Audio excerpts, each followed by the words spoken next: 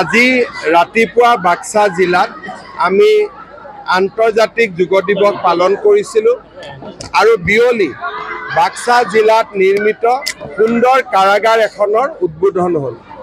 বাক্সা এখন নতুন জিলা, ইয়াত ইনফ্ৰাষ্ট্ৰাকচাৰ একোৱে নাছিলে, কাৰাগাৰ হ'ল, এতিয়া ডিচি অফিচ নিৰ্মাণ হৈ আছে, চাৰ্কিট হাউচ এটাৰো অনুমোদন হ'ব আৰু আমাৰ ইয়াতে জিলা পৰ্যায়ৰ ষ্টেডিয়াম এখনৰো নিৰ্মাণৰ কাম চলি আছে। অসম মালাৰ কেইবাটাও গুৰুত্বপূৰ্ণ ৰাস্তাৰ কামো চলি আছে আৰু নতুনকৈ দুটা কাম আমি অসম মালাটো হাতত ল'ম। মই ভাবোঁ যে এই ধৰণে কাম কৰি গৈ থাকিলে বাক্সা জিলাৰ বহু সমস্যা দূৰ হ'ব। কিমান কোটি টকা? 53 কোটি টকা ব্যয় সাপেক্ষে এই কাৰাগাৰখন নিৰ্মাণ কৰা। ইয়াতে অকণমান পাকাত ইফাল সিফাল হৈছে, সেইখিনি মই খবৰ লৈ আছোঁ, মই বাতৰি পাইছোঁ, মই ইঞ্জিনিয়াৰসকলক আহি চাব দিছোঁ। ছাৰ, বিটিআৰত আপোনালোকে কৈছে যে বিজেপি ইউপিএল বা ডিপিএফ আপোনালোকে নিৰ্বাচন খেলিব। এতিয়া কংগ্ৰেছৰ সভাপতি গৌৰৱ গগৈয়ে কৈছে যে তেওঁলোকে নিৰ্বাচন খেলিব আৰু বিটিআৰত জিকিব। নহয়, এটা কথা আপোনালোকে মোক কওক যে নিৰ্বাচনত খেলিব বুলি কোৱাটো এটা বাতৰি হ'ব পাৰে নেকি? জিকিব বুলি কৈছে। সেইটোকে কৈছোঁ যে আজিলৈকে বিটিআৰত যিমানবাৰ নিৰ্বাচন হৈছে কংগ্ৰেছেতো প্ৰত্যেকবাৰেই খেলি আছে। আপোনালোকে এনেকুৱা ধৰণৰ প্ৰশ্নটো সুধিছে যে আগে পিছে তেওঁলোকে খেলা নাই, এইবাৰহে প্ৰথম খেলিব। মই যেতিয়াৰ পৰা কংগ্ৰেছত আছিলোঁ 2001 চনত প্ৰথম 3ত বিটিআৰৰ ইলেকশ্যন হৈছিলে, 3ৰ পৰাতো কংগ্ৰেছে সদায় খেলিয়ে আছে, তাত নতুনত্ব। এইবাৰ জিকিব বুলি কৈছে। ইলেকশ্যন হোৱাৰ আগতে আটাইতকৈ দুৰ্বল নিৰ্দলীয় প্ৰাৰ্থীজনেও কয় জিকিব বুলি। এতিয়া জিকিব নিজিকিব বেলট পেপাৰৰ গন্তিৰ পিছতহে ক'ব পাৰিব। কংগ্ৰেছৰ শ্লোগান এখন যুঁজ হ'ব বুলি কৈছে। যুঁজটো কাৰ নহ'ব? মাইক এটা লৈ যেতিয়া ৰিক্সাত উঠি থাকিলেও যুঁজ হ'ব, মাইক লৈ ডাঙৰ ডাঙৰ মিটিং কৰিলেও যুঁজ হ'ব। যুঁজটোতো হ'বই, বেলটত নাম থকা মানে যুঁজ হোৱা নুবুজায় জানো? এতিয়া যুঁজ হ'ব নালাগে বুলি কোনে কৈছে? কোনোবাই ৰিকুৱেষ্ট কৰিছে নেকি কংগ্ৰেছক যে আপোনালোকে ইলেকশ্যন নেখেলিব বুলি? কৰিছে নেকি কোনো? কিন্তু কংগ্ৰেছৰ দিনত বিটিআৰত যথেষ্ট সংঘৰ্ষ সৃষ্টি হয়। যি হৈছিল এইটো ৰাইজে ইলেকশ্যন মিটিং হ'ব, আমি আমাৰ কথা ক'ম, তেওঁলোকে তেওঁলোকৰ ক'ব। আজি জালুকবাৰীত চবেই অকলশৰীয়াকৈ খেলিব। জালুকবাৰীত আজি গৌৰৱ গগৈক বিজেপি কৰ্মীয়ে বাধা দিছে অলপ। মই নাজানো, এনেই ইউজুৱেলিটো কংগ্ৰেছৰ সভাপতি গ'লে 10-15 হাজাৰ মানুহ ওলাব লাগে, কিমান ওলাইছে মই নাজানো, কাৰণ জালুকবাৰীটো মোৰ বিপক্ষে 30-35 হাজাৰ মানুহে ভোট দিয়ে, গতিকে 10-15 হাজাৰ মানুহটো ওলাবই লাগে। ওলাইছে না যায় নাজানো মই।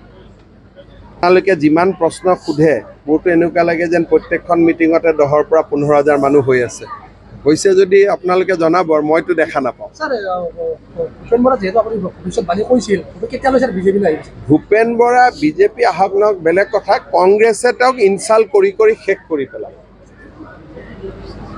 কাৰণ কংগ্ৰেছত কি হয়, সাধাৰণ মানুহৰ ল'ৰা কংগ্ৰেছত থাকিব নোৱাৰে, যিমানে ডাঙৰ নেতা নহওক কিয়। তাৰ উদাহৰণ মই এটা নিজে, ভূপেন বৰা আৰু এটা উদাহৰণ হ'ব গৈ আছে, তাৰ উদাহৰণ অসংখ্য আছে ভাৰতৰ ৰাজনীতিত। এইটো কংগ্ৰেছৰ এটা দোষে আছে, সৰু মানুহৰ কাৰণে, সাধাৰণ মানুহৰ কাৰণে কংগ্ৰেছ পাৰ্টিটো নহয়। অসমত এটা বিশেষ ধৰ্মৰ মানুহে ভোট দিয়ে কাৰণেহে পাৰ্টিটো চলি আছে, নহ'লেতো সাধাৰণ মানুহ কোনেও ভোটেই নিদিয়ে। যেতিয়া অসমত যদি কালি মুছলিম মানুহে কয় যে আমি ভোট নিদিওঁ বুলি, আৰুতো বাকচত এটাও ভোটেই নকৰিব। কংগ্ৰেছে অকল মানে অসমৰ মুছলমান মানুহখিনিয়ে কংগ্ৰেছ পাৰ্টিটোক চলাই ৰাখিম বুলি ভাবিছে কাৰণে চলি আছে। যোনদিনাখন মুছলিম মানুহখিনিয়ে কৈ দিয়ে যে আমি আৰু নচলাওঁ বুলি, চলাই বন্ধ হৈ যাব, কাৰণ বাকীটো কোনো তেওঁলোকৰ সমৰ্থক নাই, আছে জানো? ভূপেন বৰাক এতিয়া চাওক, যিজন মানুহ বিজেপিত আহিব, মন্ত্ৰী পাব, এইবোৰ কথা ক'লে এনেকুৱা লাগিব যেন আমি কাজিয়া এখন লগাব খুজিছোঁ। আমাৰ কংগ্ৰেছৰ ভিতৰত কাজিয়া লগাব ইচ্ছা নাই। যি কৰে, যেনেকৈ কৰে, তেওঁলোক ভালে কুশলে থাকক, আমি সেইটোৱে বিচাৰোঁ আৰু আমিও ভালে কুশলে থাকোঁ, হয় নহয়? চবেই অসমত ভালে কুশলে থাকক, তেতিয়াই অসমখন ভাল হৈ থাকিব। প্ৰদ্যুৎ বৰদলৈৰ সন্তানে আকস্মিকভাৱে আহি নেতৃত্ব পালে। মই ক'লোঁ নহয় যে পৃথিৱীত কোনো ৰাজনৈতিক দল নাপাব যাৰ সভাপতিও প্ৰাক্তন মুখ্যমন্ত্ৰীৰ ল'ৰা, বিৰোধী দলপতিও প্ৰাক্তন মুখ্যমন্ত্ৰীৰ ল'ৰা। গতিকে ইয়াতে সাধাৰণ মানুহৰ ইয়াত কথা নাই, কিন্তু এচাম সাধাৰণ মানুহ থাকে যোনে এনেকুৱা ডাঙৰ মানুহৰ ল'ৰা ছোৱালী হ'লে অলপ তেওঁলোকেও কিবা কাৰণত আকৰ্ষিত হয়, সেইবিলাকৰ কাৰণে পাৰ্টিটো চলি থাকে। 40টাত খেলিব পৰা আমাৰ শক্তি নাই। আমিতো এনেকুৱা নহয় যে কংগ্ৰেছ টাইপ নহয় আমি 40টাতে খেলিম। মই নিজেও জানো যে 40টাত যদি বিজেপি খেলে 5টা মানত আমাৰ ছিকিউৰিটি ডিপজিটে নাপাব। সেইকাৰণে আমি সকলো জেগাতে খেলাৰ চিন্তা কৰিব নালাগে। য'ত আমাৰ শক্তি আছে তাতে আমি খেলিব লাগে। হ'ব, ধন্যবাদ।